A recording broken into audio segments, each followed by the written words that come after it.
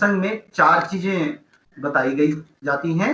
पहला, पाठ का नाम, दूसरा,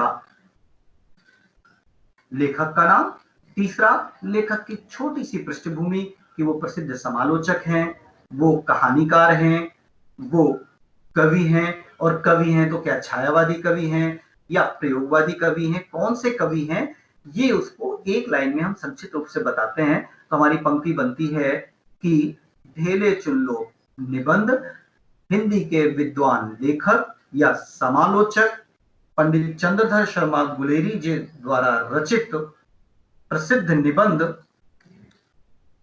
ढेले चुल्लो से अवतरित है। ये हम एक प्रकार का प्रसंग बना सकते हैं। दूसरा प्रसंग भी हो सकता है, इसको हम दूसरे तरीके से भी लिख सकते हैं कि हिंदी के प्रसिद्ध लेखक एवं समालोचक श्री चंद्रधर शर्मा गुलेरी द्वारा रचित निबंध ढेले चुल्लो में सामाजिक कुरीतियों की आलोचना की गई है। और फिर दूसरी लाइन, इन पंक्तियों में या उद्धृत पंक्तियों में हमें विवाह के समय किए जाने वाले अंधविश्वासों की आलोचना दिखाई पड़ती है। इतना करके हम अपनी प्रसंग वाला हिस्सा खत्म करते हैं। इसके बाद हम करेंगे व्याख्या। अब व्याख्या में जो हमारा ये गद्यांश है उसी से हम उसकी व्याख्या को लिखते हैं। तो व्याख्या करना हमेशा आसान होता है क्योंकि वो पहले से लिखा होता है, और अभी मैंने जो थोड़ी देर पहले बताया वो उसकी व्याख्या ही थी। उसी को आपको अपने शब्दों में लिखना है जो सामने वाक्यांश लिखा हुआ है। अब बात करते हैं अंतिम पड़ाव की, जिसमें सबसे महत्वपूर्ण होता है सौंदर्य साहित्यिक। साहित्यिक सौंदर्य कैसा है और भाषा कैसी है। तो भाषा के लिए हमें भाषा पहचाननी आनी चाहिए। तो जैसे कि इसमें हम देख रहे हैं कि बोल चाल की सामान्य भाषा का प्रयोग किया गया है। इसका क्या अर्थ है? इसका अर्थ होता है कि लेखक ने हिंदी के उन शब्दों का प्रयोग किया है और उस शैली का प्रयोग किया है जो हम आम तौर पर अपने घरों में बोलते हैं। हिंदी की खड़ी बोली हिंदी की 3 प्रमुख शैलियां हैं। आप सबने पढ़ा होगा कि किसी किसी कवि की व्याख्या के सामने लिखा होता है, साहित्यिक सौंदर्य के सामने लिखा होता है परिमार्जित साहित्यिक हिंदी। ये कौन सी हिंदी होती है? जिसमें हम तत्सम शब्दों का प्रयोग करते हैं, संस्कृत में शब्दों का प्रयोग करते हैं, साहित्यिक शब्दों का प्रयोग करते हैं। जैसे कि आप लोगों ने कविता में पहला पाठ जयशंकर प्रसाद की कविता पढ़ी है। कौन सी पढ़ी है जयशंकर प्रसाद की कविता? देवसेना का गीत। उसकी भाषा क्या है? साहित्यिक परिमार्जित हिंदी। लेकिन अगर हम यहां पर देखें इन पंक्तियों को, आप ध्यान से देखिए, इन पंक्तियों में उस तरह के कठिन शब्दों का प्रयोग नहीं है। तो इन पंक्तियों में सामान्य बोलचाल की हिंदी का प्रयोग है। तो हम साहित्यिक सौंदर्य में पहला जो भाषा वाला हिस्सा होता है उसमें लिखते हैं सामान्य खड़ी बोली या आम बोलचाल की खड़ी बोली का प्रयोग किया गया है, और हमारा ये एक पॉइंट बन जाता है। फिर पॉइंट नंबर 2, इसमें हम उसकी शैली के बारे में बात करते हैं। तो शैली क्या है कि तार्किक शैली का प्रयोग किया गया है।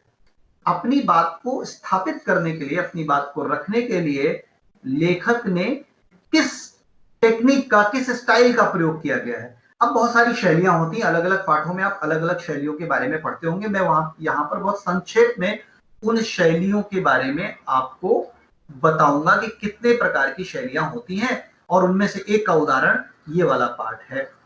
तो एक शैली होती है तार्किक शैली, जिसका उदाहरण इस पाठ में हम देख रहे हैं। दूसरी शैली है व्याख्यात्मक शैली। व्याख्यात्मक शैली में क्या होता है कि लेखक अलग अलग उदाहरण लेकर के चीजों की व्याख्या करता है। आप अगर अपना पाठ, अंतिम जो निबंध है कुटज, हजारी प्रसाद द्विवेदी जी द्वारा लिखा, उसकी शैली को आज पढ़िएगा, उस निबंध को पढ़िएगा और इस निबंध को पढ़िएगा, आपको हमारी बात समझ में आएगी कि शैली अलग अलग क्या होती है। दोनों ही हिंदी, दोनों ही खड़ी बोली हिंदी में लिखे गए हैं, लेकिन यह जो उदाहरण हमने लिया है ढेले चुन लो पाठ, वह सरल सामान्य आम बोलचाल की भाषा में लिखा गया है। लेकिन अगला जो निबंध जिसकी चर्चा मैं कर रहा हूं वह निबंध लिखा गया है साहित्यिक हिंदी में।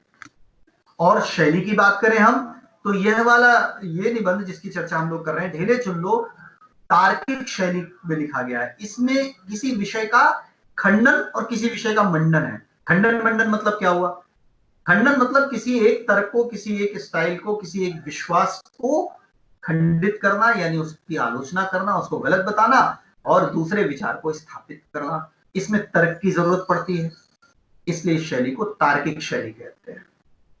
और जैसा कि मैं कुटज पाठ की चर्चा कर रहा हूं उसमें व्याख्यात्मक शैली और गवेषणात्मक शैली का प्रयोग किया गया है। तो ये आपको याद करना पड़ेगा, और कैसे याद करना है ये मैं इस कार्यक्रम के अंत में बताऊंगा कि कैसे अलग अलग पाठों को शॉर्ट में याद करें। ये याद करना थोड़ा मुश्किल होता है कि किसमें गवेषणात्मक शैली लिखें, किसमें व्याख्यात्मक शैली लिखें, किसमें तार्किक शैली लिखें। इसी तरह भाषा के भी 3 रूप कम से कम तो दिखाई पड़ते हैं। किसी पाठ में लिखा होता है या आपके अध्यापक बताते हैं कि सरल बोलचाल की भाषा का प्रयोग है, किसी पाठ के लिए बोलते हैं साहित्यिक परिमार्जित भाषा का प्रयोग है, किसी पाठ में बोलते हैं तत्सम बहुला हिंदी का प्रयोग है। तो ये अलग अलग मामला क्या है, तो इसको समझने के लिए हमें अलग अलग पाठों की एक लिस्ट बनानी पड़ेगी जिसकी चर्चा मैं अभी कार्यक्रम के अंत में करूंगा।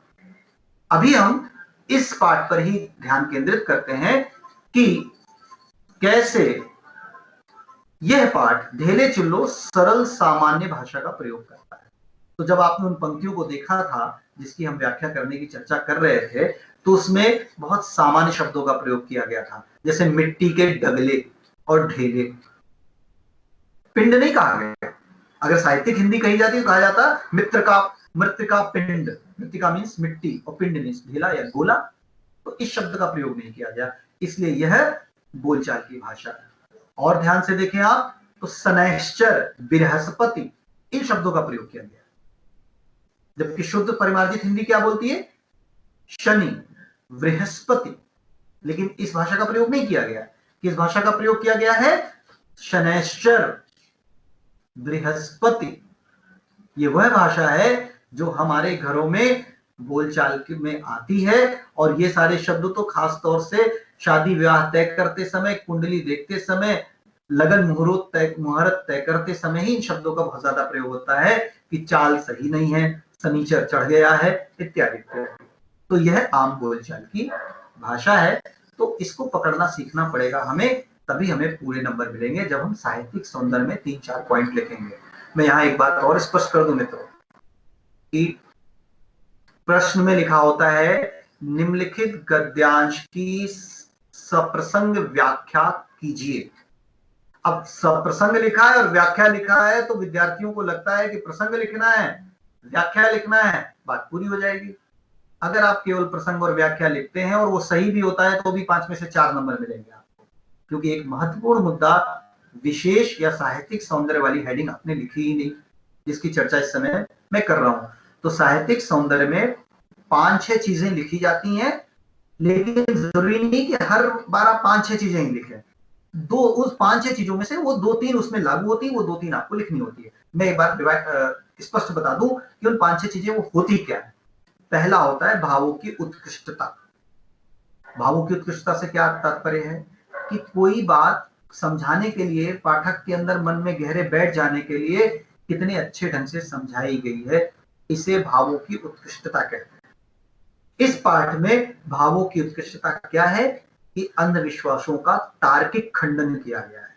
बहुत अच्छे तर्क द्वारा अंधविश्वास को गलत बताया गया है, अवैज्ञानिक बताया गया है, अविवेकी बताया गया है, इसलिए पाठ हमें गहरे प्रभावित करता है। यही इसकी भावों की उत्कृष्टता है। दूसरा है भाषा कैसी है, तो भाषा के बारे में हमने जिक्र कर दिया। तीसरा शैली लिखा जाता है, तो शैली बता दिया, इसकी शैली तार्किक शैली है। चौथा, पांचवा, छठवां भी होते हैं, लेकिन वो जरूरी नहीं कि हर चैप्टर में आए। जैसे कविता में खासतौर से रस, अलंकार, छंद का भी हम जिक्र करते हैं। निबंध में भी कई बार हम कुछ और चीजों का भी जिक्र कर देते हैं, लेकिन ये ध्यान रखना है कि 3 से 4 लाइन से ज्यादा हमारा विषय नहीं जाना चाहिए विशेष या साहित्यिक सौंदर्य 3 पॉइंट, ज्यादा से ज्यादा 4 पंक्तियों से ज्यादा नहीं जाना चाहिए, क्योंकि प्रसंग भी लिखना है, व्याख्या भी लिखनी है और बाकी प्रश्न भी हमें हल करना है। तो इस उदाहरण में हम केवल 3 पॉइंट लेते हैं। भावुक की उत्कृष्टता नंबर 1। क्या है भावुक की उत्कृष्टता? कि बहुत ही तार्किक ढंग से अंधविश्वास का खंडन किया गया है। दूसरा पॉइंट, भाषा सरल आम बोलचाल की भाषा का प्रयोग है। और तीसरा पॉइंट है कि शनैश्चर, बृहस्पति, डगले जैसे तद्भव शब्दों का प्रयोग करके भाषा में एक प्रवाह पैदा किया गया है। इस पाठ को पढ़ते हुए हमें एक प्रवाह मिलता है, एक रवानगी मिलती है। तो बस इतना लाइन लेकर के इस पाठ को हमें समाप्त कर देना है। अब हम आते हैं एक प्रमुख आपके प्रश्न पर, और एक बहुत ज्यादा जो समस्या शंका होती विद्यार्थियों की, कि हर पाठ में, हर पाठ की व्याख्या में आप अलग अलग बात बताते हैं। कभी कहते हैं साहित्यिक शैली है, कभी कहते हैं बोलचाल की शैली है, कभी कहते हैं विश्वात्मक शैली है। इसे हम कैसे सॉल्व करें? इसे सॉल्व करने के लिए हमको थोड़ा सा गृह कार्य करना पड़ेगा। मैं आपको करके मैंने थोड़ा सा किया है कि हमें इस तरीके से, अगर आप देख पा रहे हो, इस तरीके से हमें एक सारणी टेबल बनानी पड़ेगी, जिसमें हमें सबसे पहले लिखना होगा पाठ का नाम, फिर उसके लेखक का नाम और उसकी विधा कौन सी है। विधा का अर्थ हुआ कि वह निबंध है या आत्मकथा है या यात्रा वृत्तांत है। सवाल यह उठता है कि ये हमें कहां से मिलेगा, इस सारणी बनाने का मैटर कहां से मिलेगा। तो सारणी बनाने का मैटर हमें पाठ के, हर पाठ के शुरुआत में हम जब उसके परिचय की ओर जाते, पाठ के ठीक पहले उस पाठ का परिचय दिया होता है और उससे पहले उस पाठ के लेखक का परिचय दिया होता है। वह हमें ध्यान से पढ़ना चाहिए, उससे हमें उस पाठ के बारे में सब कुछ पता चल जाता है। जैसे कि सबसे पहले जो मैंने आपको स्लाइड दिखाई थी, उसमें आप देख रहे थे कि लिखा था ढेले चुन लो पाठ, गुलेरी जी द्वारा लिखा हुआ निबंध है और उसमें अंधविश्वास का खंडन किया गया है। उसके आगे उसमें नीचे लिखा हुआ था कि गुलेरी जी ने बहुत ही सरल बोलचाल की भाषा का प्रयोग किया है। तो हम क्या करते हैं, इस तरह की टेबल बना लेते हैं, जिससे हमारा एक तरह से रिवीजन भी हो जाएगा और हमें याद हो जाएगा कि कौन से पाठ के सामने हमें क्या क्या पॉइंट लिखने हैं। तो जैसे कि मैंने आपके सामने अभी इस पेज में दिखाया था, कि फिर से मैं दिखा देता हूं कि कैसे आप इस तरह का एक टेबल बनाएंगे, एक सूची बना लेंगे, जिसमें आप अपने हर पाठ के पॉइंट्स को लिखेंगे। आपके सामने आप देख रहे हैं पहला पाठ जो आपका दिखा था, प्रेम घन की स्मृति छाया, ब्रैकेट में लिखा हुआ है निबंध और उसके आगे लिखा हुआ है लेखक का नाम रामचंद्र शुक्ल। तो इसमें 3 पॉइंट आपको मिल गए। पाठ का नाम, ये किस विधा में लिखा गया है, निबंध विधा में लिखा गया है, और लेखक है रामचंद्र शुक्ल। आप इस टेबल को और आगे भी बढ़ा सकते हैं। इस टेबल के सामने भाषा शैली का भी एक कॉलम बना लीजिए और हर पाठ के सामने एक भाषा शैली का टेबल बना करके अपनी परीक्षा की तैयारी कीजिए। और मैं आपको यहाँ स्पष्ट कर दूं कि बने बनाए नोट्स लोग प्रेफर करते हैं, क्योंकि ये शॉर्ट तरीका है। हो सकता है आपको किसी रिफ्रेशर में, गाइड में इस तरह की टेबल मिल जाए। हालांकि मुश्किल मिलती है, जल्दी इस तरह की मेहनत कोई नहीं करता, हर पाठ अलग अलग लिखे होते हैं। लेकिन अगर आप बनी बनाई टेबल या किसी के नोट्स करते हैं तो आपको वो याद करने में दिक्कत होती है। अगर आप खुद ये टेबल बनाते हैं तो टेबल बनाने के दौरान ही आपको आधा सिलेबस तैयार हो जाता है। और ये टेबल आपको सिर्फ व्याख्या वाले प्रश्न में काम नहीं देती है, बल्कि ये टेबल आपको काम देती है आगे प्रश्नोत्तर वाले प्रश्नों में, और काव्यांश वाले में तो काव्य सौंदर्य में यही पूछा जाता है। आपको पता है काव्य सौंदर्य वाला 2 प्रश्न आते हैं, एक आता है निम्नलिखित काव्यांश की व्याख्या कीजिए और दूसरा आता है इसका काव्य सौंदर्य लिखिए। दोनों में ही ये टेबल काम आती है। तो अगर आप ये टेबल खुद बनाते हैं, गृहकार्य इतना सा थोड़ा सा होमवर्क कर लेते हैं, तो आपको परीक्षा के पहले बिल्कुल भी परेशान होने की जरूरत नहीं होगी, क्योंकि आधा सिलेबस और उसके मेन पॉइंट आपके तो टेबल बनाते समय याद हो जाते हैं। तो इस बात को मैं बहुत जोर देके कह रहा हूं कि इस तरह की टेबल बनाइए आप।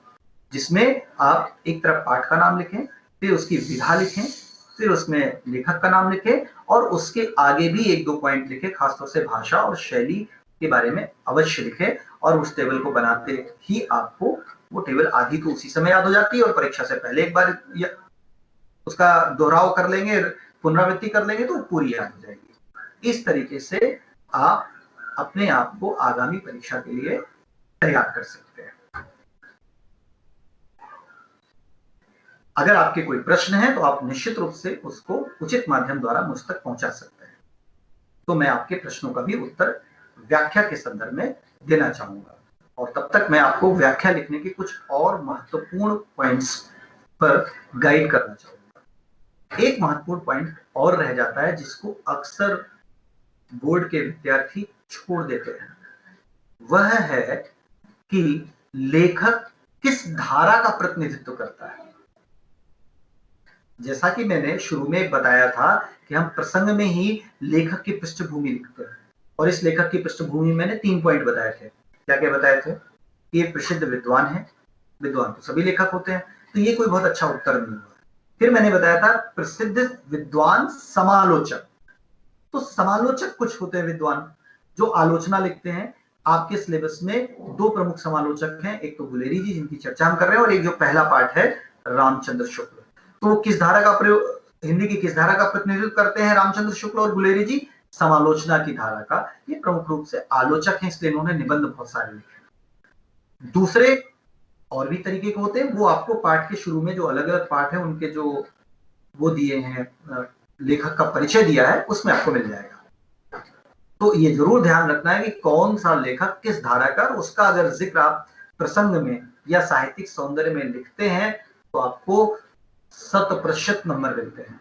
ये बात अक्सर पूछते हैं विद्यार्थी मुझसे कि सर मैं भी उतना ही पढ़ा था जितना ये पढ़ रहे थे, फिर इनके नंबर तो 98-95 आए और मेरे 90 आए, जबकि लिखा हम दोनों ने एक जैसा ही था, फिर आपने 2-3 नंबर कम क्यों कर दिए?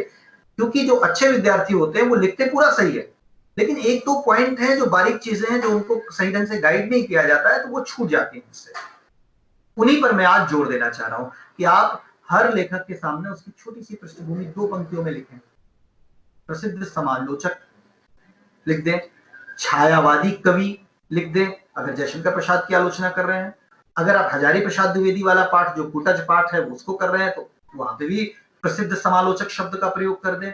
आप अगला पाठ है जैसे कि निर्मल वर्मा जी का एक पाठ है जहां से कोई वापसी नहीं, अगर आप उसकी चर्चा कर रहे हैं तो निर्मल वर्मा से ठीक पहले लिख दे प्रमुख कथाकार। तो निर्मल वर्मा जी को हम एक कथाकार के रूप में जानते हैं, उन्होंने उपन्यास और निबंध बहुत लिखे, कहानियां बहुत लिखी है। यात्रा वृत्तांत आपका उनके सिलेबस में है लेकिन वह मूलतः कहानीकार है, तो आप लिख दे प्रसिद्ध कहानीकार। तो इससे जो परीक्षक होता है उसे पता चलता है कि लेखक ने केवल पाठ नहीं तैयार किया है बल्कि पाठ की पृष्ठभूमि और लेखक के बारे में भी पढ़ाई की है। तो जैसे ही आप, और लेकिन समय की भी सीमा है, ये भी बात स्पष्ट होनी चाहिए, समय की भी सीमा है ना, तो समय की सीमा में आप कैसे लेखक का परिचय देते हैं? बस एक शब्द में उसकी पृष्ठभूमि एक शब्द में बताते हैं कि प्रस्तुत पंक्तियां प्रसिद्ध कहानीकार श्री निर्मल वर्मा जी के प्रसिद्ध निबंध जहां से कोई वापसी नहीं से अवतरित है। अब इसमें आपने बता दिया कि यह निबंध भी है, यह और लेखक कहानीकार भी है। तो इस तरह आप अपनी जानकारी को ज्यादा से ज्यादा बताते हैं लेकिन कम से कम शब्दों में, तभी आपको अच्छे नंबर मिलते हैं और पॉइंट वाइज रखते हैं। आगे हम बात करेंगे कि अगर हम कविता संबंधी कोई व्याख्या कर रहे हैं तो किन बातों का ध्यान रखेंगे। कविता में भी मोटे रूप से व्याख्या वाली ही बातें ध्यान में रखी जाती हैं कि लेखक का नाम और उसकी धारा स्पष्ट होनी चाहिए। जयशंकर प्रसाद के पहले आप लिखेंगे कि छायावादी कवि जयशंकर प्रसाद द्वारा लिखित प्रसिद्ध नाटक स्कंदगुप्त से ली गई ये पंक्तियां देवसेना द्वारा कही जा रही हैं। जो आपका पहला पाठ है देवसेना का गीत, अगर वो आपकी परीक्षा में आता है तो आप कैसे काम करेंगे? तो आप कुछ लोग बहुत सिंपल लिखते हैं, बहुत वो कक्षा 8-9 से चला आ रहा है जिसको मैं नहीं दोहराना चाह रहा था, फिर भी एक बार मैं बता देता हूं कि प्रस्तुत पंक्तियां हमारी पाठ्य पुस्तक अंतरा भाग 2 से के पाठ देवसेना के गीत से ली गई। अगर आप इस तरह के उत्तर लिखते हैं, ये उत्तर गलत तो नहीं है, लेकिन ये 90% 95% अंक लाने वाला उत्तर नहीं है। यह 12th के ऐच्छिक विषय के स्तर का उत्तर नहीं है। इसलिए आप उसको, अपनी जानकारियों को अपने प्रसंग में अवश्य लिखेंगे। और यहाँ एक बात और ध्यान रखनी है कि पाठ में नंबर देने का निर्णय परीक्षक आधा निर्णय तो प्रसंग देख करके कर देता है। प्रसंग क्योंकि पहला है और अंग्रेजी की एक मुहावरा है ना, first impression is the last impression. तो जैसे ही उत्तर सामने आता, उसकी शुरुआत की जो 2-3 लाइनें हैं वो बता देती हैं कि विद्यार्थी ने कितनी अच्छी तैयारी की है। तो ये कैसे पता चलता है एक परीक्षक को, कि जैसे ही परीक्षक ये देखता है कि परीक्षार्थी ने लिखा है प्रस्तुत पंक्तियां हमारी पाठ्य पुस्तक अंतरा भाग 2 के पाठ फला से ली गई हैं, समझ में आ जाता है ये एवरेज विद्यार्थी है जो कि सामान्य तरीके से चीजों को रट करके लिख रहा है। लेकिन अगर आप यही बात दूसरी तरीके से लिखते हैं, जैसा कि मैंने इस वाले पाठ के लिए बताया कि सामाजिक कुरीतियों की आलोचना करती हुई ये पंक्तियां हिंदी के प्रसिद्ध विद्वान एवं समालोचक श्री चंद्रधर शर्मा गुलेरी जी द्वारा लिखित निबंध ढेले चुनलो से अवतरित हैं। इससे पता चल जाता है, जब इतना एक लाइन, ये दो पंक्तियों का एक वाक्य, इस एक वाक्य से पता चल जाता है कि छात्र ने न केवल पाठ को अच्छे से पढ़ा है, बल्कि लेखक के बारे में भी वो जानकारी रखता है। और इसके साथ साथ वह यह भी जानकारी रखता है कि यह पाठ निबंध है, इसकी विधा निबंध विधा है।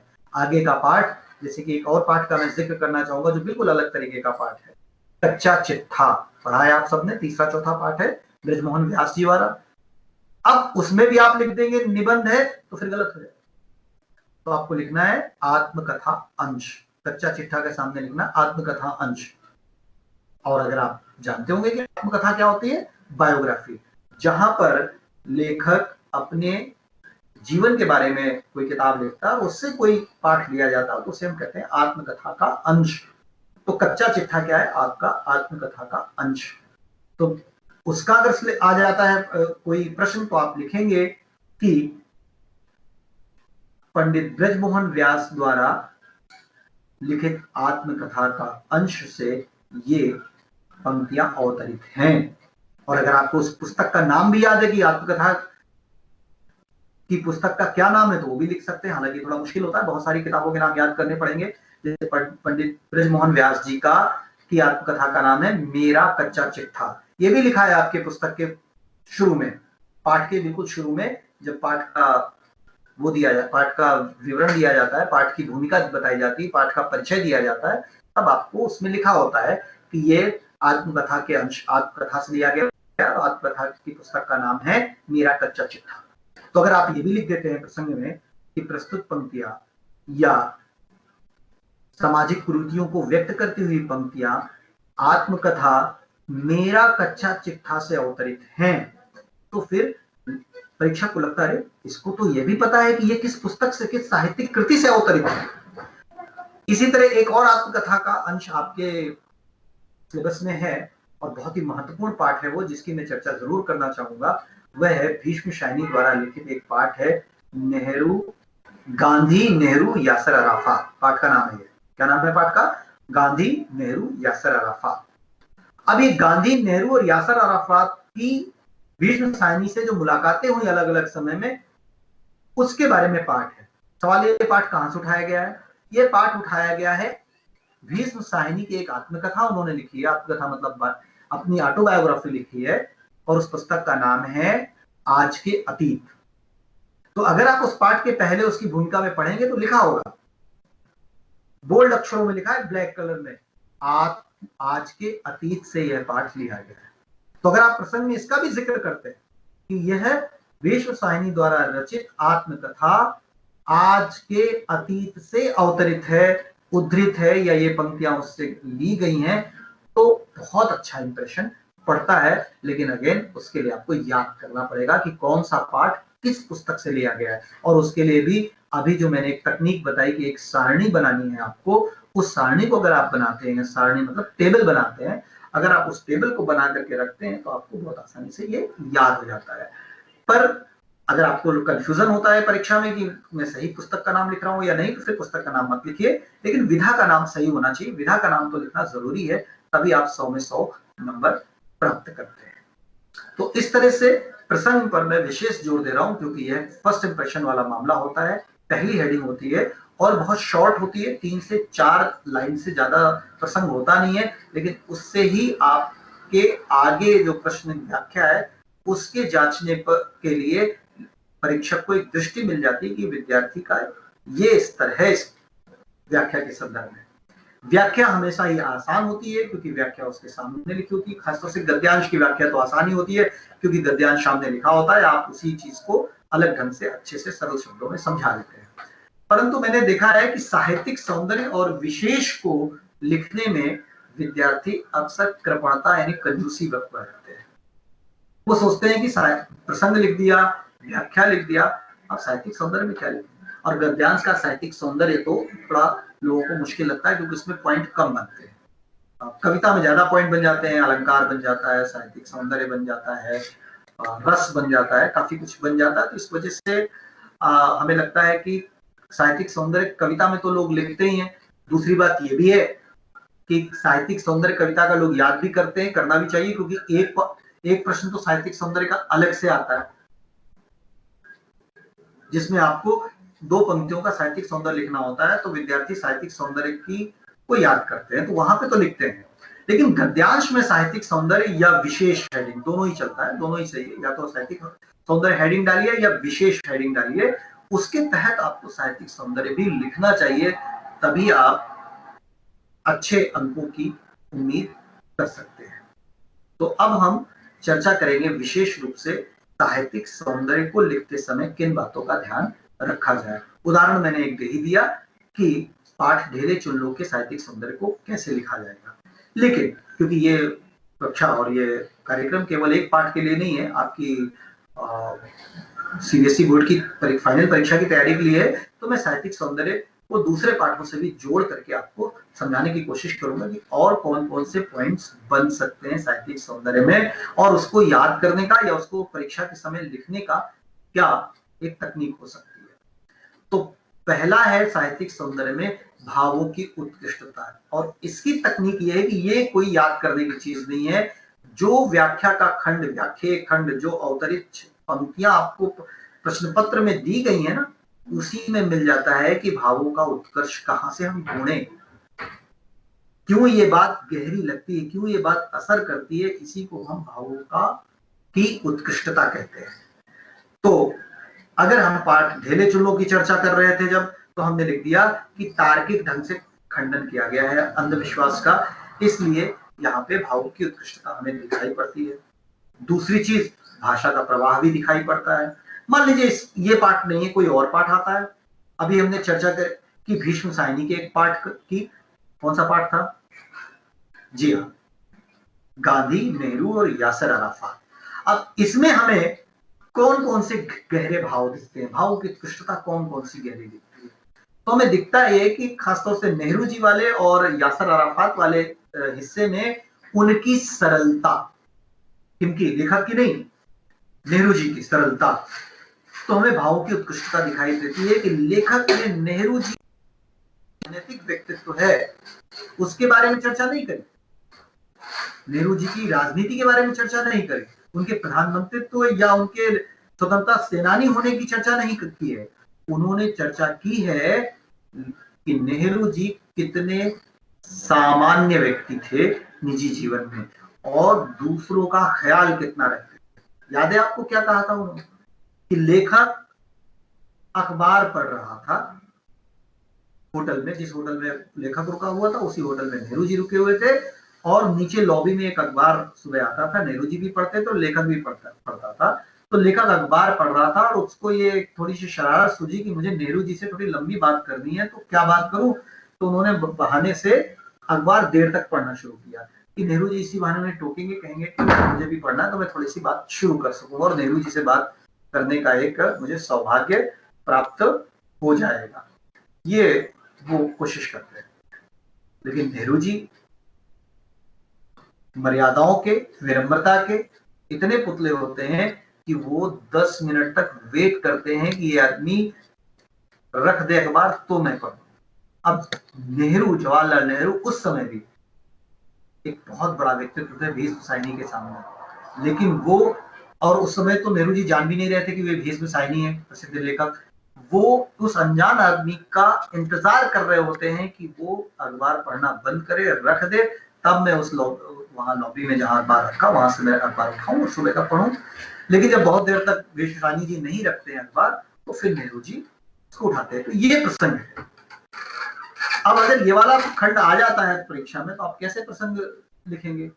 सबसे पहले प्रसंग में लिखेंगे कि इसमें भारत के प्रथम प्रधानमंत्री श्री जवाहरलाल नेहरू के व्यक्तित्व की सरलता का वर्णन किया गया है और यह प्रसिद्ध कहानीकार भीष्म साइनी जी की आत्मकथा आज के अतीत से अवतरित है या उद्धृत है, या सरल भाषा में ऐसे भी लिख सकते हैं, ये पंक्तियां आज के अतीत भीष्म साइनी जी की आत्मकथा से अवतरित है। और फिर साहित्यिक सौंदर्य में इस बात को जरूर आप लिखेंगे पहले पॉइंट में, भावों की उत्कृष्टता में, कि विशाल व्यक्तित्व की सरलता का व्याख्यान किया गया है। व्याख्यान किया गया मतलब समझाया गया है कि लेखक ने इस जगह पे एक महान व्यक्ति जवाहरलाल नेहरू की सरलता का बताया गया, की बात बताई। ऐसे ही यासर अराफात वाले हिस्से में भी है, वो अगर आपने पाठ पढ़ा तो आपको याद होगा कि यासर अराफात जो कि एक राष्ट्रपति हैं, भले ही निर्वासित सरकार के राष्ट्रपति होते हैं, और वो लेखक के सामने, जब वो लेखक खाना खा चुका होता है तो लेखक हाथ धुल चुका होता है तो तौलिया लेकर के खड़ा है। ये उनकी मेहमान नवाजी, अतिथि देवो भव जिसको भारत में कहते हैं, अतिथि देवो भव का भाव उनके दिमाग में भी था और उनकी मेहमान नवाजी का जिक्र लेखक उस संस्मरण में करता है, उस घटना में करता है कि कैसे एक देश का राष्ट्रपति जब एक लेखक को अपने घर आमंत्रित करता है, बुलाता है, तो वह अपने अतिथि की कितनी बड़ी इज्जत करते हैं कि वो ठीक समय पर खाने की मेज पे उपस्थित रहते हैं, उनके साथ भोजन करते हैं, और जब लेखक हाथ धुलने के लिए जाता है तो सबसे पहले यासर अराफात तौलिया लेके सामने खड़े। तो आप एक लाइन में भावों की उत्कृष्टता जरूर बताएंगे। ये बातें हैं बड़ी छोटी छोटी, लेकिन इन्हीं से मार्क्स मिलते हैं। एक लाइन में जरूर भावों की उत्कृष्टता में लिखेंगे कि लेखक ने यासर अराफात के मेहमान नवाजी, आतिथेय, चाहे संस्कृत चाहे तत्सम भाषा में से आतिथ्य कहते हैं, आतिथ्य भाव की, और आतिथ्य भाव आपको कठिन सा लग रहा है तो मेहमान नवाजी शब्द बहुत सरल सा, बहुत बढ़िया सा है, कि मेहमान नवाजी का और सरलता का, प्रेम भाव का वर्णन किया है। ये तो हो गया पहला पॉइंट, भावों की उत्कृष्टता को हम कैसे पहचानेंगे, इसे याद करने की आवश्यकता बिल्कुल नहीं पड़ती है, उसी समय प्रेजेंस ऑफ माइंड से हम उसको पहचानना सीखते हैं। दूसरा पॉइंट की जिक्र हमने किया था कि उसमें हम लिखते हैं भाषा का सौंदर्य, किस तरह की भाषा का प्रयोग किया गया है, जिसके बारे में थोड़ी सी चर्चा पहले भी हुई है कि तीन तरह, खड़ी बोली में भी तीन तरह की भाषा होती है, साहित्यिक हिंदी खड़ी बोली, सरल आम बोलचाल की हिंदी, और उर्दू के प्रचलित शब्दों का प्रयोग करते हुए लिखी गई बोली, जिसे हम उर्दू मिश्रित बोली भी कहते हैं, या कई बार अरबी फारसी शब्दों के, प्रचलित शब्दों का प्रयोग करने वाली हिंदी का भी हम प्रयोग करते हैं। इस तरह की भाषा का प्रयोग, ये तीन खड़ी बोलियां हैं। पर क्या हर बार खड़ी बोली में ही मिलेगा? जरूरी नहीं है। तो कविता के क्षेत्र में ये बात अक्सर आती है कि जरूरी नहीं कि सारी कविताएं खड़ी बोली में, तो वो याद करनी पड़ती है। तो फिर वहीं पे हमें वो टेबल याद आती है कि हमें हर पाठ की भाषा के बारे में याद करना पड़ेगा कि तुलसीदास की भाषा जब लिखेंगे तो अवधि लिखेंगे, जायसी की भाषा लिखेंगे तो भी अवधि लिखेंगे, लेकिन जयशंकर प्रसाद की व्याख्या की चर्चा करेंगे तो तत्सम साहित्यिक परिमार्जित हिंदी या परिमार्जित साहित्यिक तत्सम बहुला खड़ी बोली हिंदी, इस शब्द का प्रयोग करेंगे। तो वो जो जिस टेबल बनाने की मैं बार बार बात कर रहा हूं, उस टेबल को आप अच्छे से बनाइएगा तो आपको याद हो जाएगा पूरा। तो आपने वो लिखना है। तो इस तरह से आपने दूसरी पंक्ति अपनी साहित्यिक सौंदर्य में भाषा का कंप्लीट किया। अब हम आते तीसरी पंक्ति की बात करते हैं। तीसरी पंक्ति में आप उस विशिष्ट भाषा में विशिष्ट शब्द चयन की बात कर सकते हैं, मुहावरों की बात कर सकते हैं। कई बार लेखक मुहावरों के बहुत सारे प्रयोग करते हैं, तो एक लाइन लिख देंगे, सिंगुलेटेड कॉमा लगाएंगे, सिंगुलेटेड कॉमा लिखाएंगे और मुहावरे उसमें लिखेंगे कि इस मुहावरे का प्रयोग करके लेखक ने भाषा को सजीव और प्रवाहमयी बना दिया है। तो इससे पता चलेगा परीक्षक को कि आपको भाषा का सौंदर्य परखना भी आता है। व्याख्या क्यों लिखाई जाती है, व्याख्या क्यों पढ़ाई जाती है, इसको भी मैं आज आपको बता दूं कि व्याख्या वाला प्रश्न केवल इसलिए दिया जाता है कि विद्यार्थी को भाषा का सौंदर्य और साहित्य का सौंदर्य समझ में आता है कि नहीं आता है। इसे एस्थेटिक सेंस कहते हैं अंग्रेजी में, सौंदर्य बोध हिंदी में कहते हैं। तो आपके अंदर सौंदर्य बोध है कि नहीं है, ये इसीलिए व्याख्या वाला प्रश्न दिया जाता है। और एक और सौंदर्य बोध वाला एक प्रश्न और आता है जिसको हम काव्य सौंदर्य लिखना कहते हैं। इन दोनों प्रश्नों का उद्देश्य यही है, परीक्षार्थी को यह समझना चाहिए कि परीक्षक क्या इस प्रश्न के द्वारा आपके अंदर देखना चाहता है। तो मैं यहाँ पे बहुत स्पष्ट बता दूं कि परीक्षक आपके अंदर इन प्रश्नों के उत्तर में उम्मीद करता है कि आप अपने सौंदर्य बोध को, भाषिक सौंदर्य बोध के ज्ञान को परिलक्षित करें।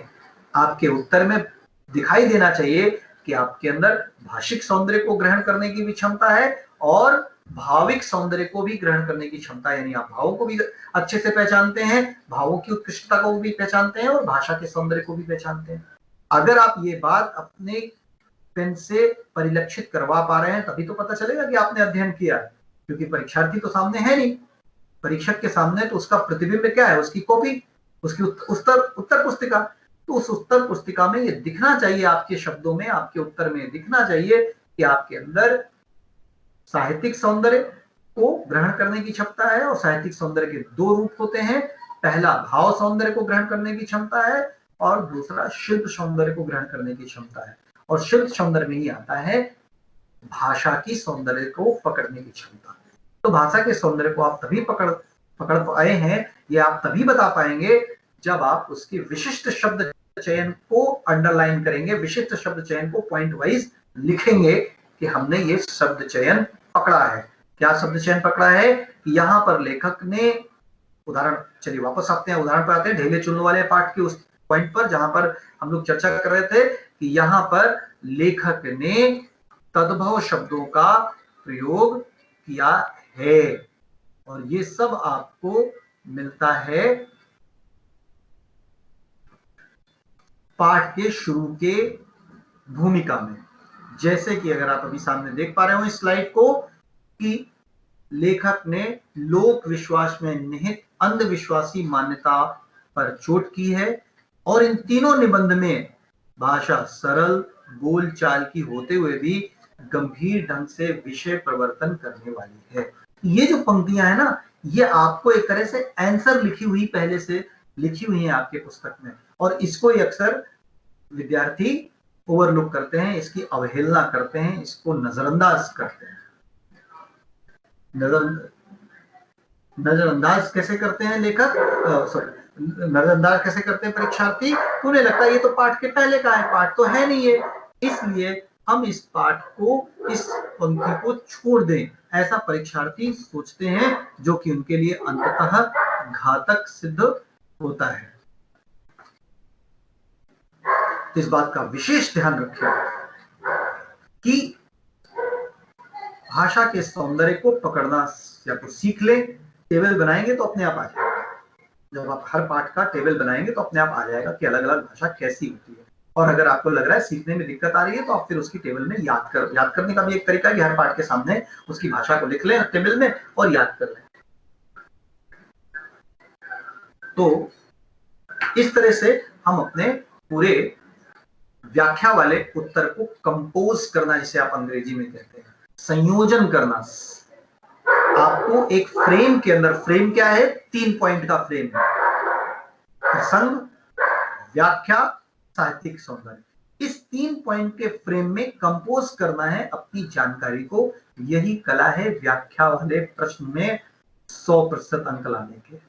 और अगर आप वो विद्यार्थी हैं जो इस बात की उम्मीद कर रहे हैं कि हम 95 के ऊपर लाएंगे प्रश्न उत्तर, तो निश्चित रूप से आपको ये फ्रेमिंग आनी चाहिए, ये कंपोजिशन आना चाहिए और इन बारीक बातों को ध्यान रखना चाहिए कि ये जो छोटी छोटी बातें हैं ये छूट ना जाए। और प्रश्नों के उत्तर केवल पाठ के अंदर नहीं है, बल्कि प्रश्नों के उत्तर पाठ के अंदर तो है ही, उसके एक एक शब्द में है, उसके मुहावरों को पहचानने में है। पाठ के उत्तर उसको जो लेखक ने लिखा है, लेखक का जो परिचय दिया गया है पाठ से पहले, उसके अंदर बहुत सारे पॉइंट मिलेंगे और पाठ का जो परिचय है उसमें पॉइंट्स मिलेंगे। तीनों पॉइंट्स को आपको ध्यान से पढ़ना है और तभी आप अपने पॉइंट्स बना पाएंगे। और अगर आप कुछ प्रश्न पूछना चाहते हैं तो अवश्य पूछें, मैं आपके प्रश्नों के लिए प्रस्तुत हूं। तब तक हम कुछ और जानकारियों पर आगे अपना चर्चा आगे करते रहेंगे। तो साहित्यिक सौंदर्य में 2 पॉइंट हम लोगों ने सीख लिए। पहला भावों की उत्कृष्टता और दूसरा भाषिक सौंदर्य कैसे हम लिखें। अब हम बात करते हैं तीसरे पॉइंट की। तीसरा पॉइंट है हमारा कि विशिष्ट भाषा प्रयोगों को अंडरलाइन करना। अब विशिष्ट भाषा प्रयोगों को अंडरलाइन करना क्या होता है? जैसे कि इस पाठ में हमने लेले चुल्लो पाठ में तद्भव शब्दों को अंडरलाइन किया। तद्भव शब्द मतलब वही शनिचर बृहस्पति अंडरलाइन किया। जरूरी नहीं कि हर बार आपको यही मिले, हर पाठ में यही मिले कि भाई तद्भव शब्दावली है। अब जयशंकर प्रसाद में तो तद्भव शब्द 1-2 ढूंढने से भी नहीं मिले, 1-2 मिल गए तो मिल गए, नहीं तो तद्भव शब्द मिलेंगे नहीं, वो तत्सम शब्द ही प्रयोग करते हैं। लेकिन अगर आप निबंध कुटज पढ़ रहे हैं, उसको अगर आप ध्यान से पढ़ें तो आपको एक विशिष्ट शब्द और मुहावरे मिलेंगे। वो क्या मुहावरे हैं, वो क्या शब्द हैं, उन्हें आप अंडरलाइन जरूर करिए पाठ पढ़ते समय। उन्होंने श्री हजारी प्रसाद द्विवेदी जी, जो कुटज पाठ के लेखक है, उन्होंने अलग अलग पैराग्राफ में अलग अलग भाषा का प्रयोग किया है। जहां पर वो ग्रंथों का हवाला देते हैं कि कुटज का जिक्र किन किन ग्रंथों में आया है, वहां पर तो वो संस्कृत निष्ठ प्रथम शब्दावली का प्रयोग करते हैं। लेकिन जब वो अपने अनुभव बताते हैं कि कुटज को देख करके उनको कैसा अनुभव होता है, कुटज एक पौधे का नाम है। आप लोगों ने पाठ पढ़ा है तो आपको याद होगा, कुटज एक पौधे का नाम है, जंगली पौधा होता है। कुटज को देखकर और गर्मी के मौसम में कुटज के खिले हुए फूलों को देखकर उन्हें क्या अनुभव होता है, जब वो इसका जिक्र करते हैं तब उनकी भाषा बदल जाती है और तब वो कुछ मुहावरों का भी जिक्र करते हैं। तो उन मुहावरों को अंडरलाइन जरूर पुस्तक में करिएगा और बाद में उसको अपने नोट्स में लिखिएगा, या आपने पहले से नोट्स बनाए हो तो शायद लिखे भी होंगे कि इन मुहावरों का प्रयोग करके लेखक ने भाषा को प्रवाहमयी एवं सहज सरल बना दिया है। जब तक आप ये सारे पॉइंट्स नहीं लिखते आपको पूरे मार्क्स नहीं मिलते हैं। मैं एक पार्ट का और जिक्र करूंगा जिसकी बहुत जरूरत है और बहुत कई बार इससे पूछे जाते हैं प्रश्न। वो पार्ट है जहां से कोई वापसी नहीं, निर्मल वर्मा जी का। अब इस गद्यांश की चर्चा करते हैं। गद्यांश अभी सामने नहीं है, आप जरूर उसको पढ़िएगा, लेकिन मैं इस पाठ के पूरे सारांश में जो प्रमुख भाषिक प्रयोग हैं उनका जिक्र करूंगा। निर्मल वर्मा जी मूलतः शहरी मिजाज के लेखक हैं और ये बात उस पाठ में उन्होंने बहुत स्पष्ट रूप से स्वीकार भी की है। आपने पाठ पढ़ा है तो आपको याद आ रहा होगा कि वो लिखते हैं कि हमने शहरों में स्लम्स देखे हैं, गरीब मजदूरों को देखा है, और अब वो गांव की यात्रा कर रहे हैं उस पाठ में, और गांव की यात्रा करते समय वो देख रहे हैं कि यहाँ पर जो लोग मजदूर हैं वो कितने भले ही गरीब है पर खुश। तो ये सारी बातें जब वो लिख रहे हैं तो उसमें वो विशिष्ट भाषा प्रयोग कर रहे हैं। क्या विशिष्ट भाषा प्रयोग कर रहे हैं कि उन्होंने कठिन वाली नहीं लेकिन फिर भी साहित्यिक हिंदी का प्रयोग किया है, कुंठा शब्द का प्रयोग किया है, अभिजात्य शब्द का प्रयोग किया है, अंग्रेजी के स्लम शब्द का प्रयोग किया है और बहुत सारे मुहावरों का प्रयोग किया है।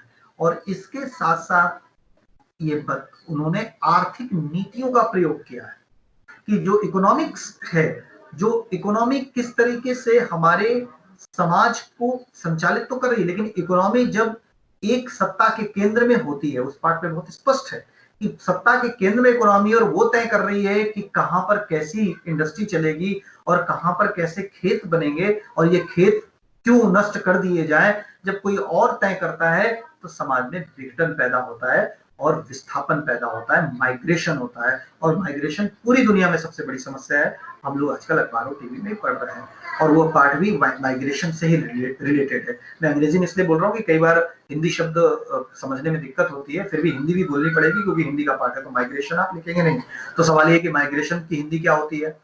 तो अगर आपने ये जहां वापसी कोई नहीं पार्ट पढ़ा है तो वहां पर प्रवासी शब्द लिखा होगा कि अब ये प्रवासी हो गए, तो माइग्रेशन की हिंदी होती है प्रवासन। तो जो प्रवासन की विभीषिका है वह उस यात्रा वृत्तांत में, उस निबंध में जहां कोई वापसी में नहीं में स्पष्ट रूप से आती है। तो जैसे ही भी इस पार्ट से रिलेटेड, जहां कोई वापसी नहीं पार्ट से रिलेटेड अगर कोई भी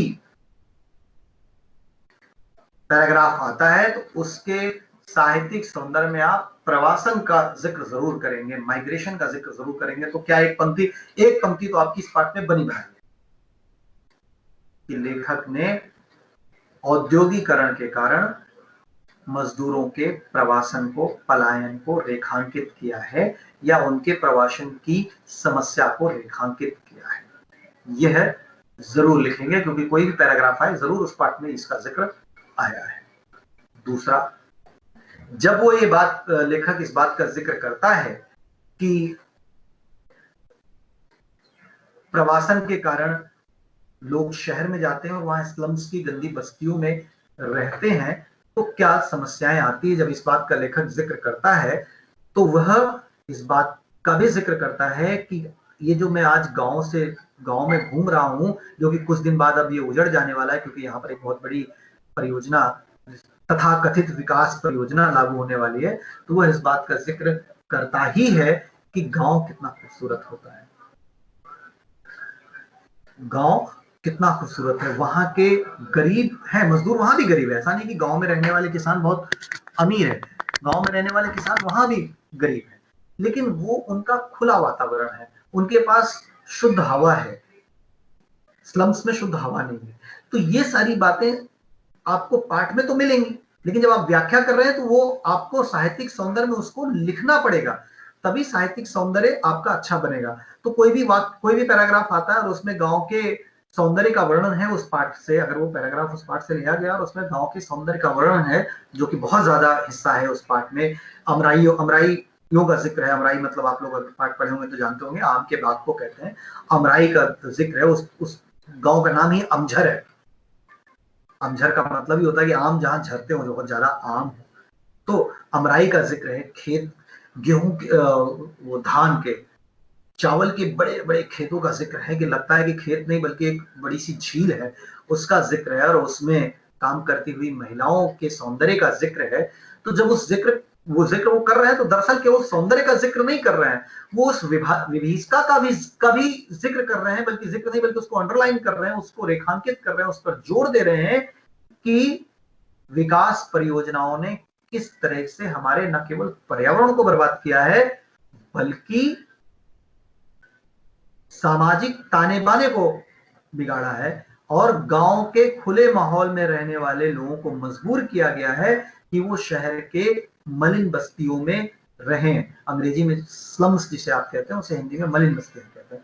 उन मलिन बस्तियों में, और सरल भाषा में, झुग्गी झोपड़ी बस्तियां कहते हैं। तो अभी मैंने जिक्र किया था ना इस पाठ के शुरू में कि हिंदी, खड़ी बोली हिंदी की भी कई शैलियां, तो देखिए अभी दो शैलियां आ गई।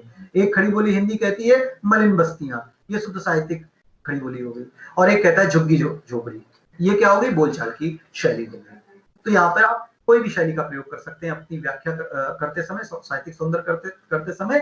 कि आप लिखेंगे कि गांव के सौंदर्य के सामने झुग्गी झोपड़ियों की विभीषिका का वर्णन करके लेखक ने प्रवासन की या विस्थापन की समस्या को उभारा है।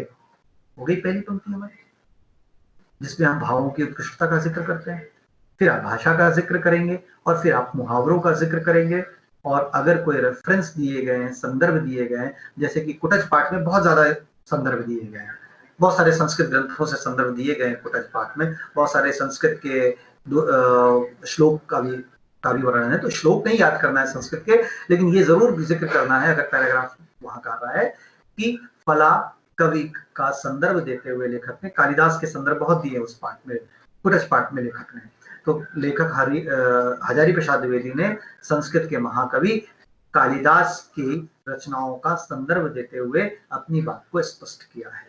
ये आपका चौथा पॉइंट बन जाएगा। अब कालिदास क्या नाम है? नहीं, पाठ में कालिदास नाम नहीं लिखा है। यहीं पे आपका अध्ययन काम आएगा, यहीं पे आपका स्वाध्याय काम आएगा कि कालिदास का नाम नहीं लिखा है पाठ में, कुटज पाठ में। ज्यादातर नाम लिखा है किताबों का नाम, कि मेघदूत में कैसे लिखा है, कालिदास ने क्या जिक्र किया है, और दूसरे ग्रंथों में क्या जिक्र किया है, उन किताबों का नाम है।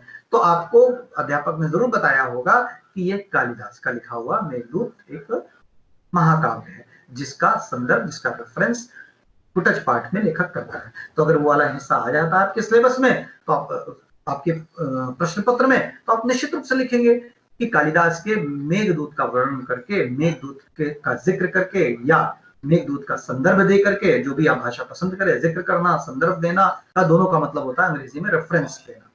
दोनों में से कोई भी शब्द आप प्रयोग कर सकते हैं कि कालिदास जी के मेघदूत का संदर्भ देके अथवा जिक्र करके कवि ने कुटज के भीषण सौंदर्य का वर्णन किया है।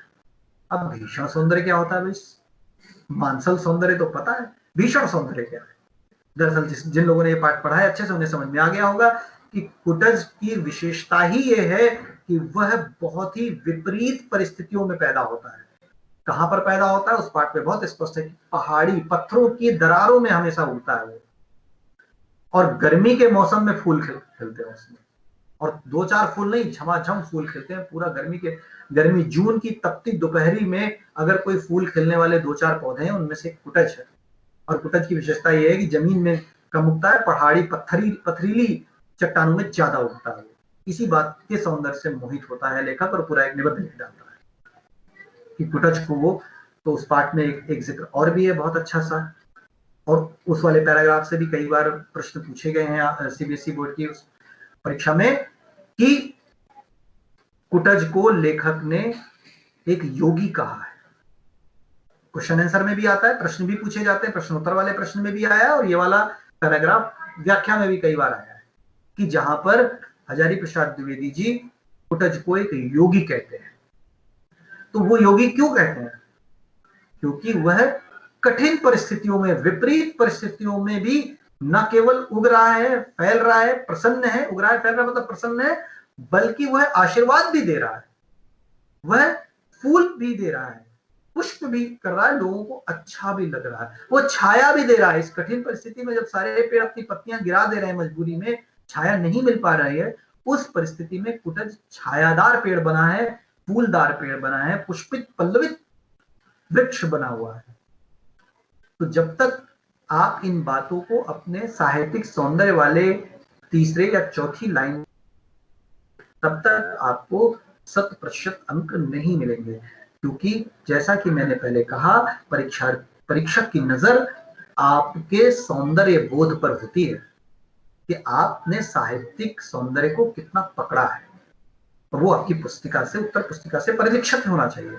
अगर वो उत्तर पुस्तिका से परिलक्षित नहीं हो रहा है तो 5 में से, और आपका क्वेश्चन फिर भी पूरी तरह सही है, तो 5 में से 4 नंबर तक दे देते हैं परीक्षक। लेकिन जब आप सौंदर्य बोध अपना परिलक्षित करते हो तब आपको 5 में से 5 मिलते हैं, और एक मार्क्स करके ही परसेंटेज बनते हैं, ये बताने की आवश्यकता आप लोग को नहीं, ये सब आप जानते हैं। तो इस तरह से मैंने आपको प्रसंग से लेकर के, प्रसंग के 3 पॉइंट से लेकर के, मैं एक बार आपको फिर से पुनरावृत्ति के रूप में ये बात करते हुए अपनी बात खत्म करूंगा कि देखने में बहुत छोटा सा प्रश्न लगता है कि निम्नलिखित गद्यांश की सप्रसंग व्याख्या कीजिए, लेकिन उसमें 8-9 पॉइंट हैं, 3 हेडिंग है, याद रखिएगा, मैं पुनरावृत्ति कर रहा हूं, 3 हेडिंग है और 8-9 पॉइंट है। रिकैप करते हैं। पहला पॉइंट, लेखक का नाम, पाठ का नाम और पृष्ठभूमि। दूसरा पॉइंट, जो उद्धृत पंक्तियां हैं, अवतरित पंक्तियां हैं, जो एक्सट्रैक्ट है, जो अवतरित गद्यांश है, उसकी एक विशिष्टता, जैसे ढेले चुनने वाले में विशिष्टता थी, अंधविश्वास की आलोचना। फिर व्याख्या, और व्याख्या में भी आप एज इट इज नहीं उतारेंगे। बहुत सारे विद्यार्थी परीक्षा उत्तर पुस्तिकाओं में व्याख्या में क्या करते हैं, 80% तो कॉपी कर देते हैं, उनको लगता है 80% कॉपी कर दें और 2-4 शब्द बदल दें तो व्याख्या हो जाती है। नहीं, व्याख्या का ये बिल्कुल मतलब नहीं है कि आप प्रश्न पत्र को उतार दें। तो चौथा पॉइंट हमारा हुआ जिसको मैं बहुत जोर देके कहना चाहूंगा कि व्याख्या आपके अपने शब्दों में होनी चाहिए। वह प्रश्न पत्र की कॉपी, प्रश्न पत्र की नकल नहीं होनी चाहिए।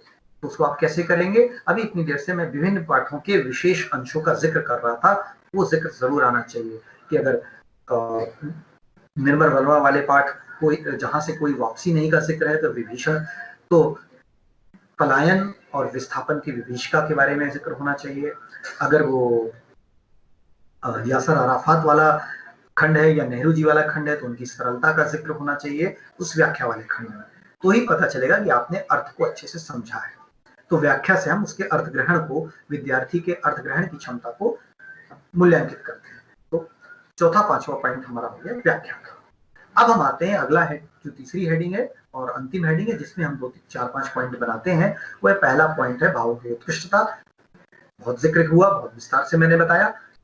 इसके बाद अगला पॉइंट है भाषा, किस तरह की भाषा का प्रयोग किया गया इसके बारे में विस्तार से बताया। ज्यादातर गद्यांश में आपके पाठ में खड़ी बोली हिंदी का प्रयोग है, लेकिन काव्य वाले हिस्से में बहुत तरह की भाषाओं का प्रयोग है, अवधि का भी प्रयोग है, ब्रजभाषा का भी प्रयोग है और खड़ी बोली हिंदी की कविताएं तो है ही। और खड़ी बोली हिंदी में भी सरल हिंदी वाली, बोलचाल वाली हिंदी की भी कविताएं हैं और जयशंकर प्रसाद और निराला जी जैसी संस्कृत निष्ठ तत्सम बहुला हिंदी की भी प्रयोग किया है, तो वो सब आपको याद करना पड़ेगा। तो भाषा वाला हिस्सा हमारा 7वां पॉइंट भी हो गया। अब हम आते हैं 8वें और 9वें पॉइंट पे जो कि साहित्यिक सौंदर्य के अंतर्गत ही चौथा पॉइंट है। साहित्यिक सौंदर्य में आपने भाव की उत्कृष्टता लिख दी, भाषा लिख दी। अब क्या लिखना है?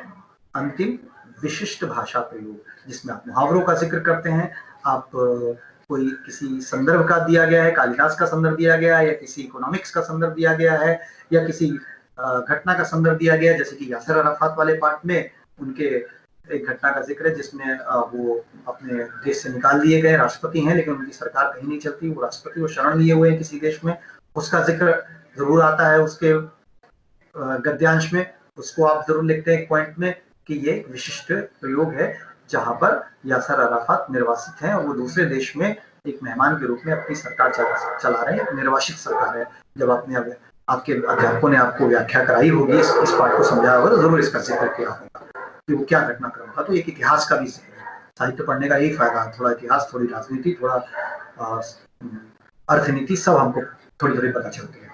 तो जब यासर अराफात वाला पाठ हम लोग पढ़ते हैं तो थोड़ा ऐतिहासिक घटनाएं भी हमको पता होनी चाहिए कि उनके साथ क्या घटी थी।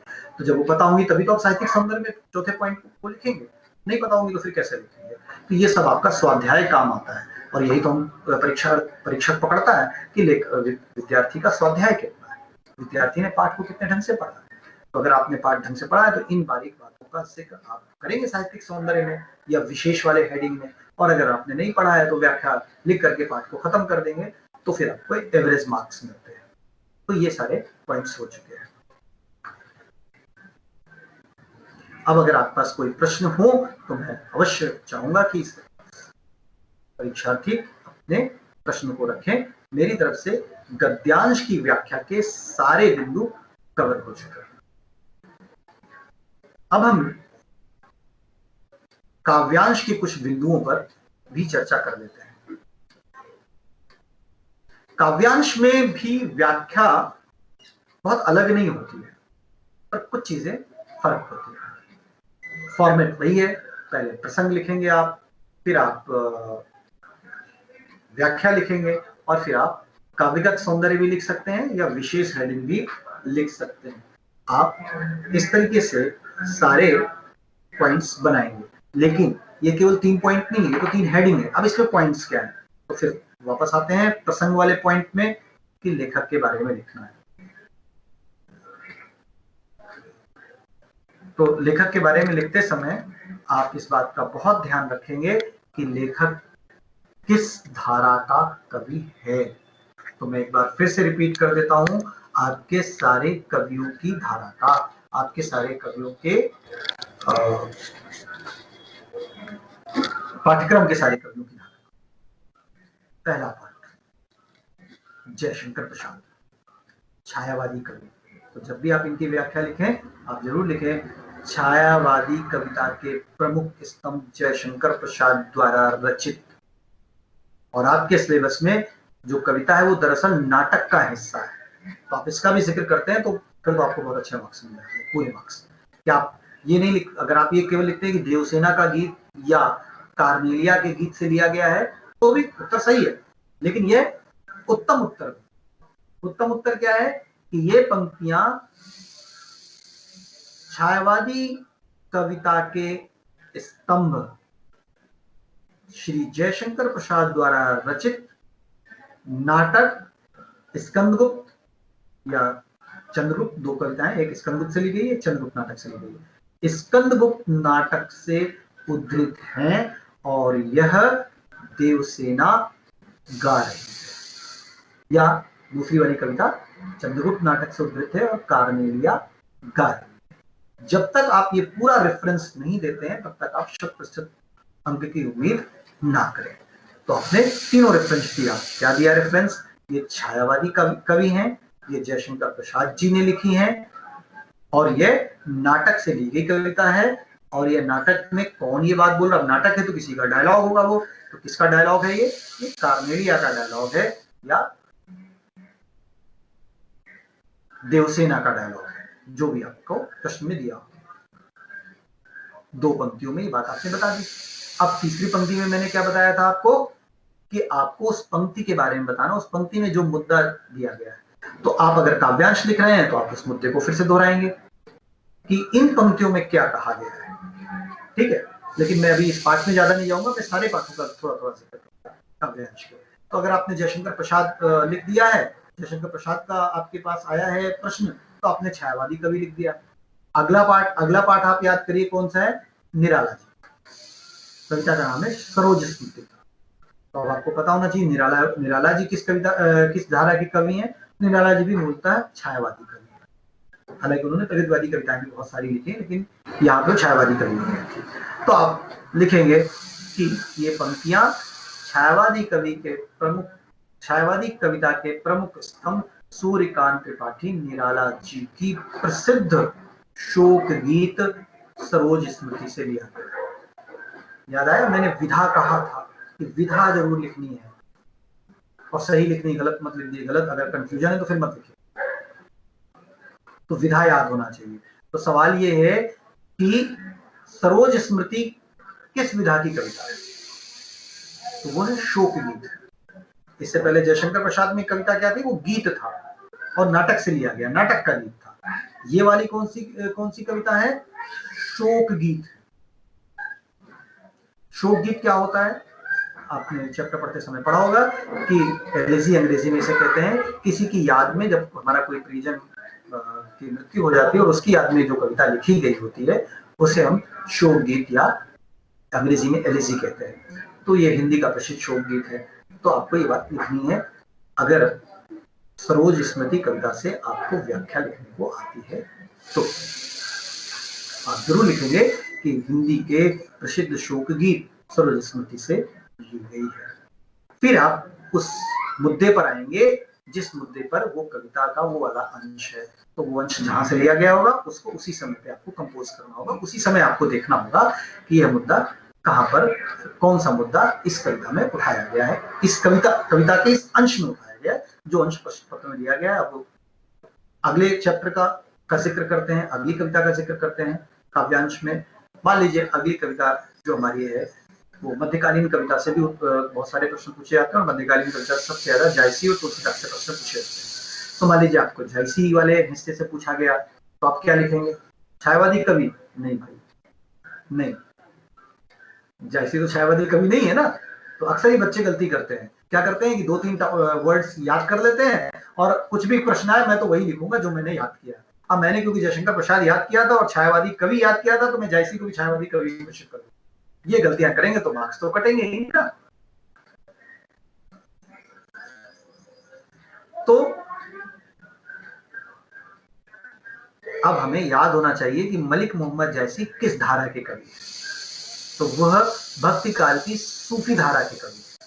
तो आप लिखेंगे प्रसंग में कि वियोग का वर्णन करती हुई, क्योंकि आपकी परीक्षा, आपके सिलेबस में जो कविता है वो है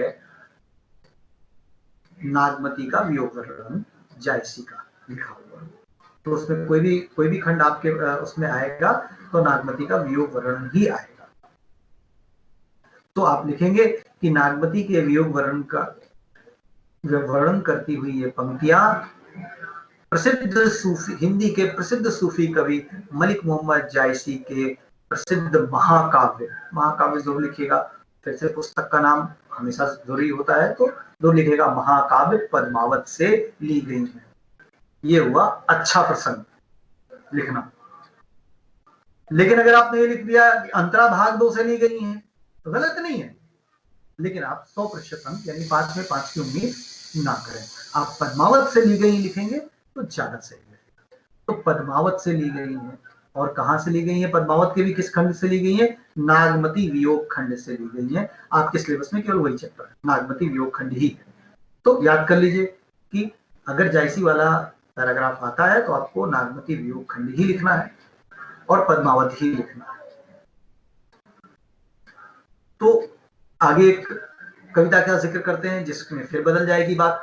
मान लीजिए आपको परीक्षा में जायसी से नहीं, पद्मावत से नहीं,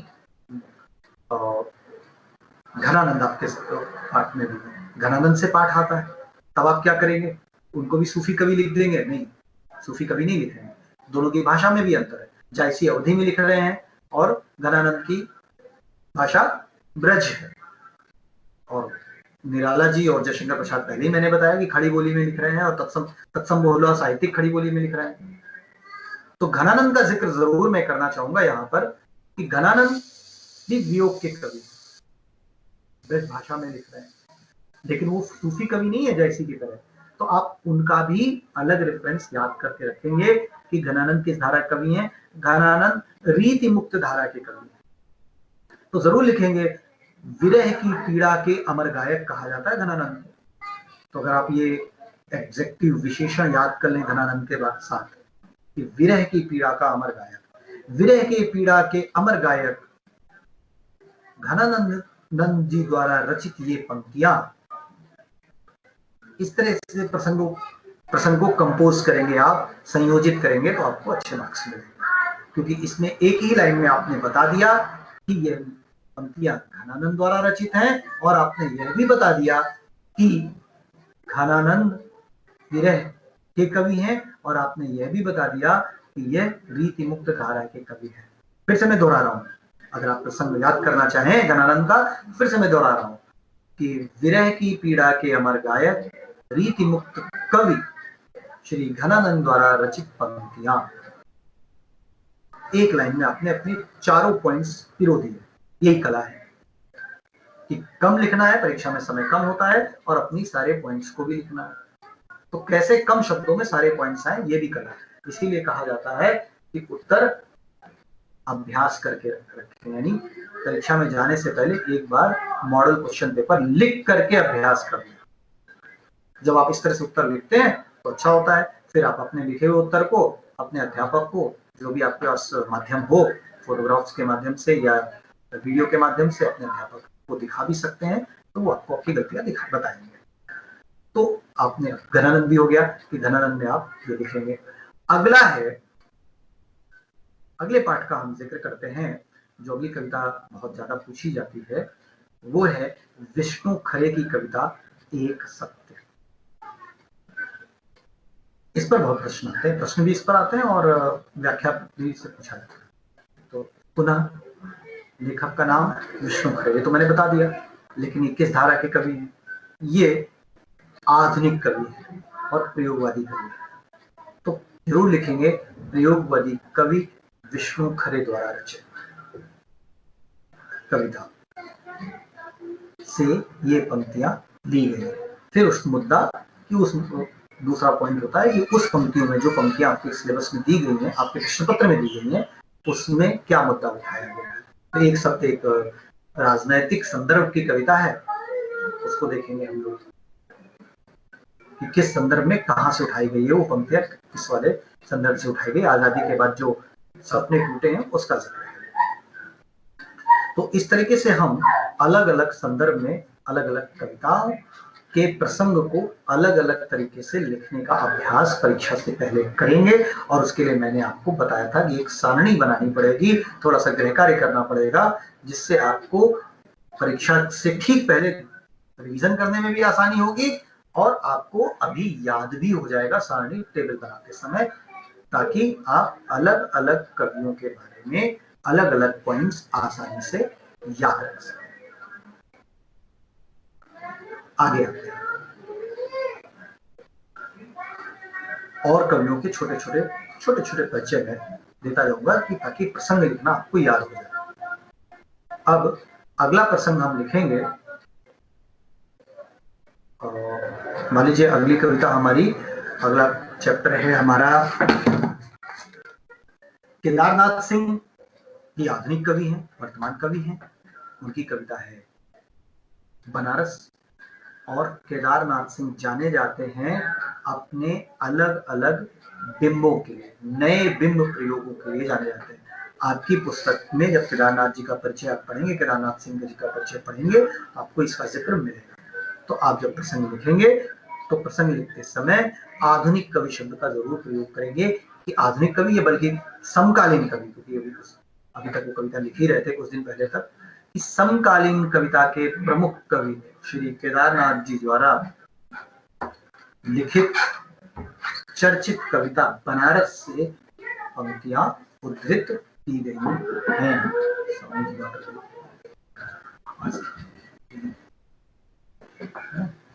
की गई है। तो अब ये तो हो गया एक पंक्ति, आपने उनको बता दिया समकालीन कवि हैं केदारनाथ जी। और अब आपने लिखना है, यहाँ से बहुत डिस्टरबेंस आ रही है, कभी कुछ गाड़ी का, कभी किसी चीज का। अच्छा, नहीं यहाँ पे मैं ठीक करता हूँ।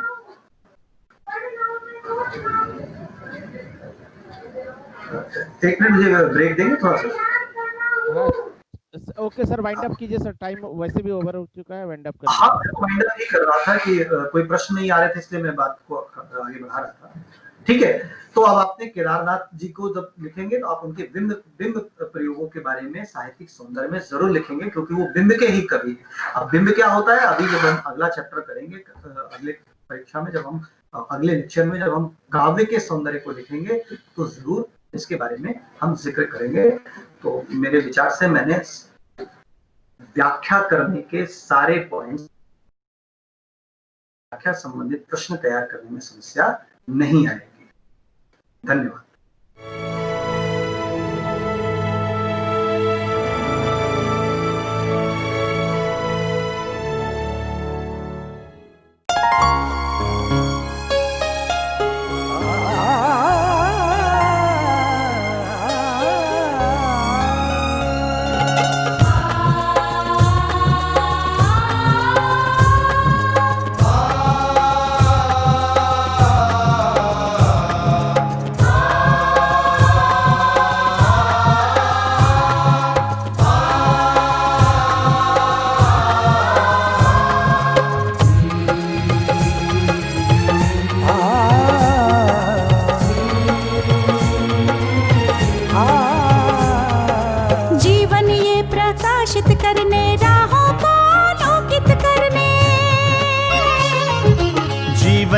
प्रकाशित करने, राहों को आलोकित करने, हम अपना दीपक स्वयं बने, हम अपना रास्ता स्वयं चुने।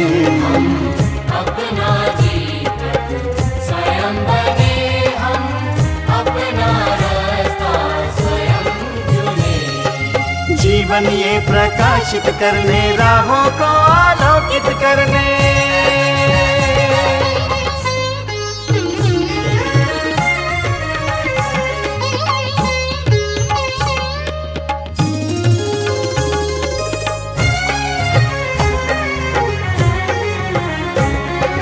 धन साधन समय की सीमा से विद्यालय जो मुक्त हो, धन साधन समय की सीमा से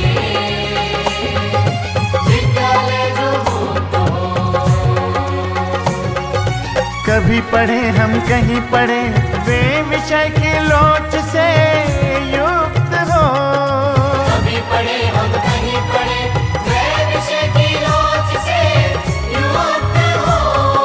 मित्रों हम उठे और जागे, मंजिल आने की ध्वनि सुने हम, अपना दीपक स्वयं बने हम, अपना रास्ता स्वयं चुने। जीवन ये प्रकाशित करने, राहों को आलोकित करने।